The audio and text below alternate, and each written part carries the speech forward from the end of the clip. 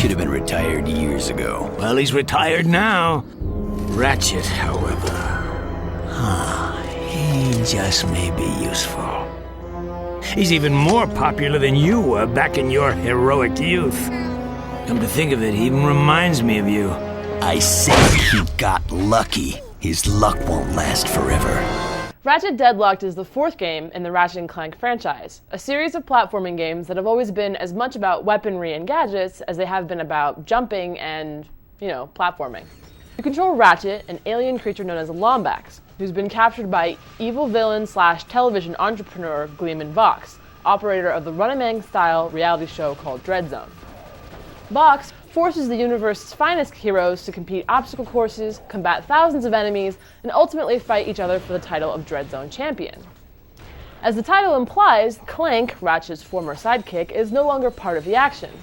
Clank hasn't been removed from the gameplay entirely, though, and you'll get to interact with him via radio, as he explains communications and gadgetry to you.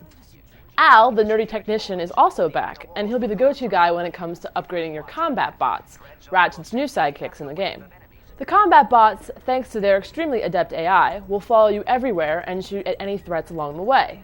You can also use them as decoys, or to capture nodes, hack into computers, toss EMPs at enemies, or a variety of different activities. Though the combat bots can die, they can be revived whenever and as many times as necessary. Although the weaponry is more limited than previous games in the series, you're down to 10 now, you'll be able to upgrade them in a number of different ways. As you use the weapons, they'll level up automatically, unlocking alpha mods, which help the guns shoot faster, increase ammo capacity, or a number of different things. Omega mods can be purchased in the weapons store, and they give the gun different attack properties, such as the Frost mod, which freezes enemies on contact, or the Morph mod, which turns enemies into exploding barnyard animals. You'll be able to continue to adapt and upgrade the weapons through multiple playthroughs of the game, unlocking more interesting and powerful mods only after your first time through.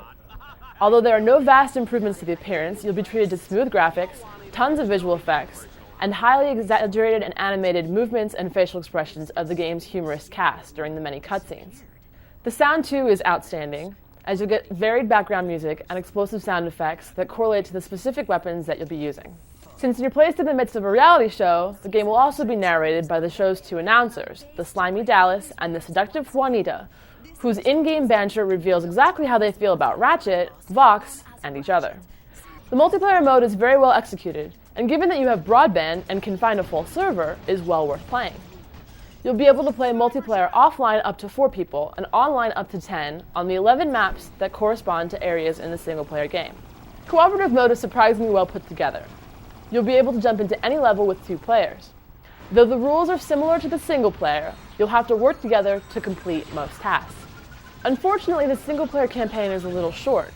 You can beat it in well under the 10-hour mark, and although there are some cool unlockables the second time around, most of the best stuff is merely for aesthetic purposes. The gameplay simply doesn't change enough to make multiple playthroughs compelling. It's a shame that Clank's role was dimmed in this game, since he was always the highlight of the franchise, but thankfully he wasn't removed entirely, and you'll be able to interact with him plenty, even if his name is no longer in the title.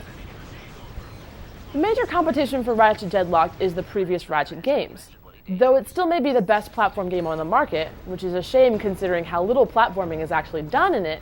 The fact that it changes so little from year to year is a major downside.